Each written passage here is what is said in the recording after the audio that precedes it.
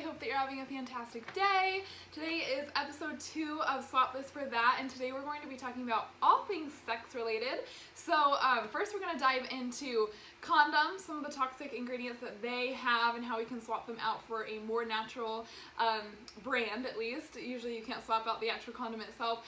And then 2, we're going to be talking about lubricant. Then we're going to dive into 2 toxic mindsets just through marriage counseling, working with youth for the last 7 years with my husband, and just being involved in ministry. Some common mindsets that are toxic around sex, both in marriage and outside of marriage. And so let's dive right in. We're going to start with condoms. So condoms.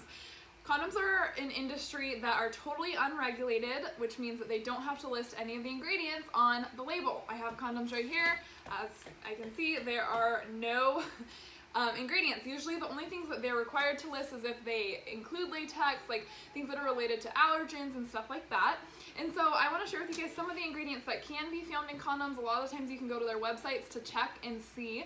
But to start it off, benzocaine or lidocaine, these can be found in condoms. It's a local anesthetic that they use in a lot of different procedures all over the world when you're getting surgeries and different stuff. But it's in condoms to provide a numbing sensation to the nerve endings so that it can delay male climax. However, this, when exposed to the body in long amounts of time or over time, if you're doing it on a daily basis or however often, it's just not good for your body. You wouldn't probably be putting anesthetic into your body, and those small amounts add up to be big amounts over time. The second ingredient that is really scary is parabens that are in a lot of condoms. They're used as a preservative in a ton of different beauty products. I'm sure you guys have probably heard about people trying to get paraben-free shampoo and stuff like that, but condoms is another thing that we don't really think about a lot and question the ingredients in. And so parabens are actually, they can mimic estrogen in the body and cause estrogen disruption and hormone disruption within our body. Endocrine disruption, just not good, especially when exposed to them from a long amount of time. So from condoms alone, who knows, they might not make that huge of an impact, but when you combine that with your makeup, your toxic shampoos, conditioners, almost all beauty products that are containing them, it can have a really negative effect on our bodies, especially as females when our estrogen is crazy. They've actually found parabens in breast tissue cancer, which is really scary, and as you guys know, breast cancer is a lot of the times caused from some type of estrogen disruption within our body.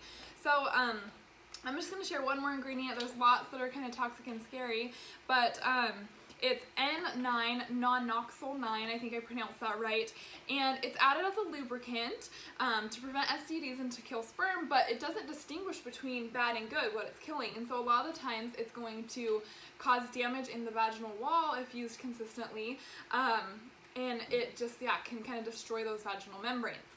So that is condoms. I would recommend 2 brands just from my different research that I recommend that have much more natural ingredients in them, and they, a lot of times actually, if you're vegan too, condoms contain casein, and so you want to, which is a whey dairy byproduct, so you want to make sure that if you are vegan, you don't use ones that contain that. And so the brands that I have are Sir Richards, S-I-R Richards. I'll include all of this in the notes section. And then Glide, G-L-Y-D-E. So that's condoms.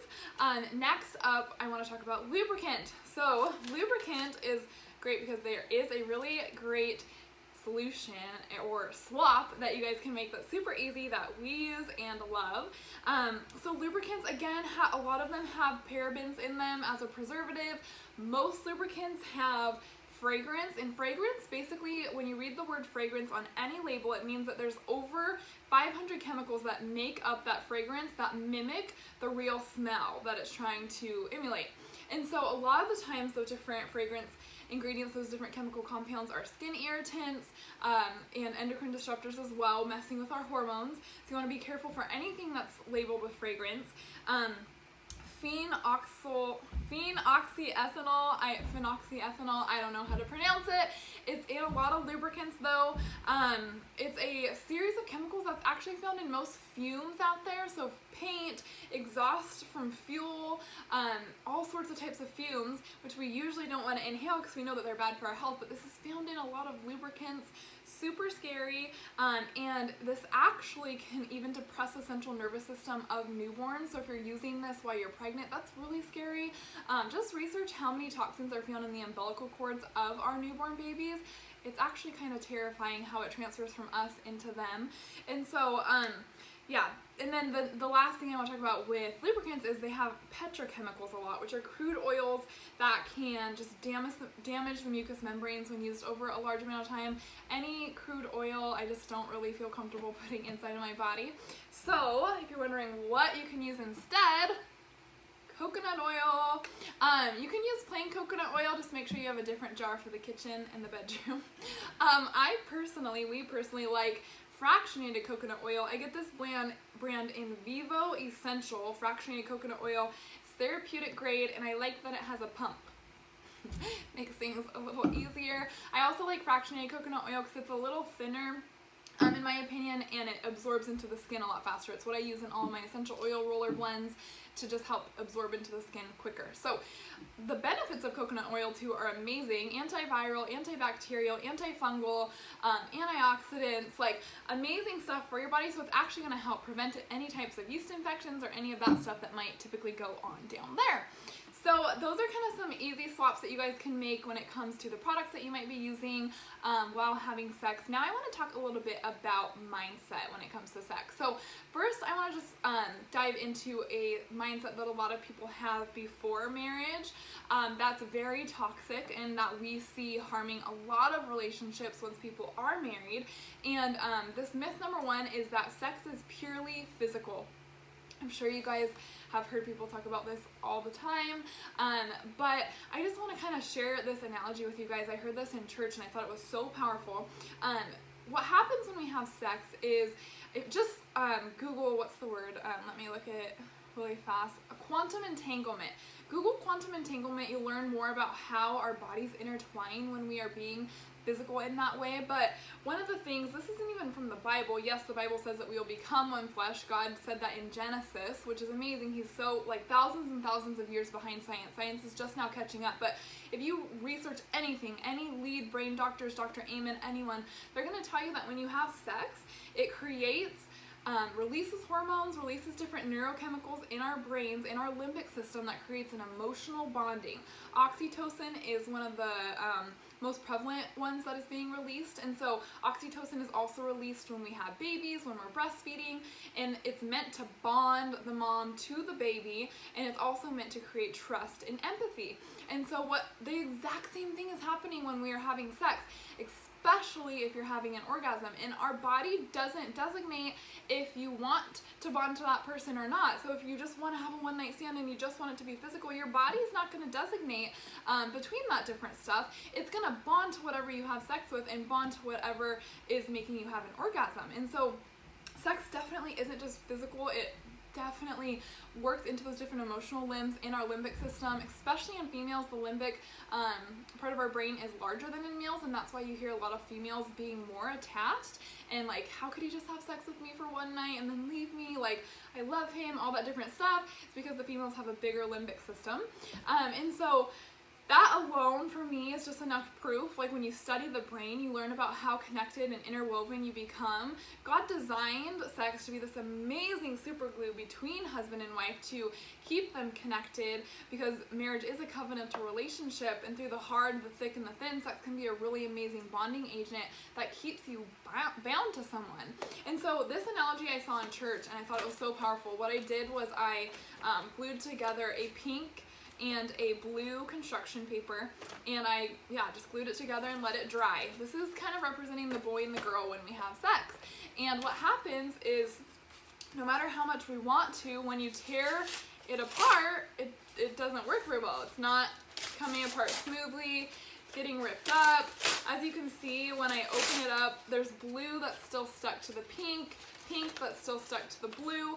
You guys, this is what's happening when we have sex. No matter how much we want to make a clean rip from someone, it is keeping us bound together, because our body doesn't distinguish whether we want to or not. It releases the oxytocin, it releases those different neurochemicals, and our brain emotionally bonds to them even after just one time. And so I think that it's just a huge myth out there, and I just want to encourage you guys that if you can in any way, just like make that commitment to waiting until you're in a marriage relationship to experience that, so that you don't have to just have that experience for yourself. It's so hard on you. You're getting ripped and torn to pieces.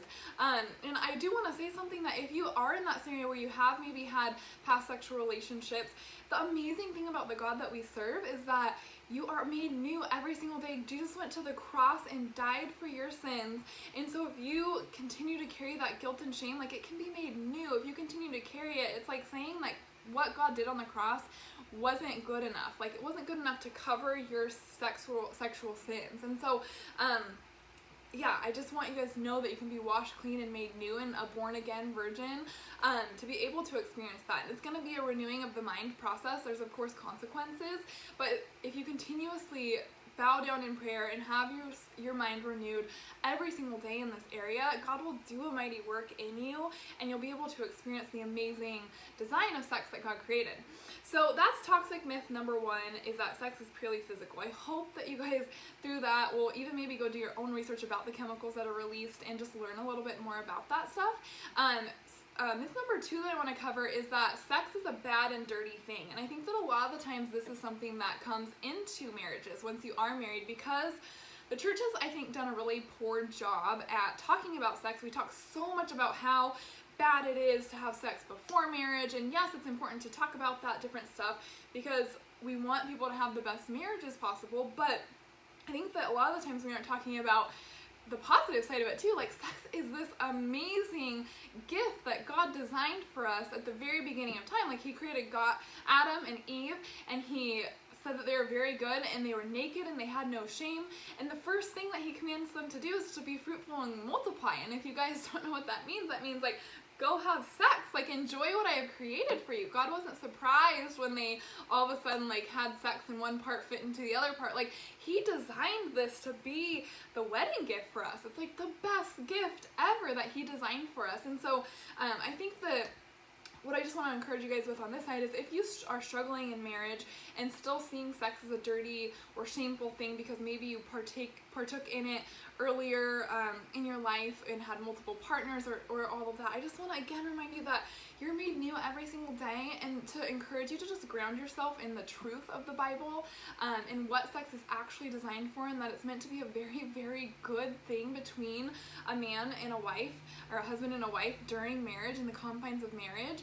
I just want to read to you guys this verse from Solomon. If you've never read Solomon, it's crazy. It's like the most sexual poetry that I've ever read.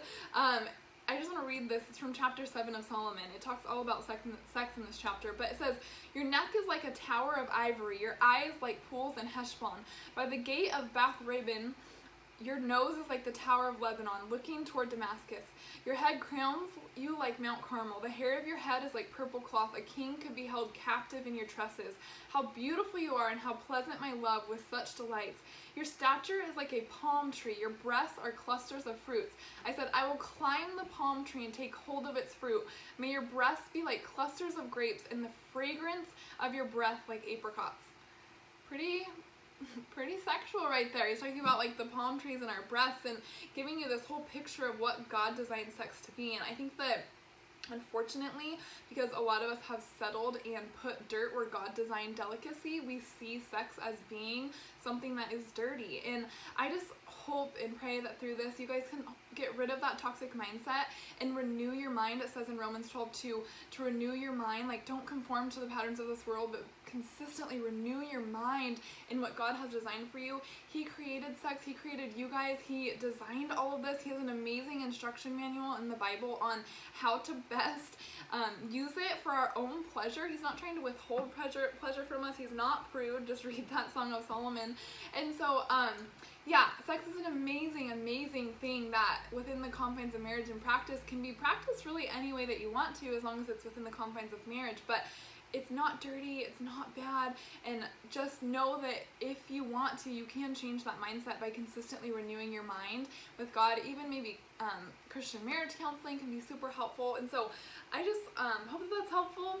Those are kind of the two most toxic mindsets that I see around sex, especially within the church and without the church, or outside of the church. So hopefully you guys can implement some of these different things into your life, whether it's the condoms, the lubricant, the mindset, to start having better sex. All right, have a fantastic day, guys. We'll see you soon.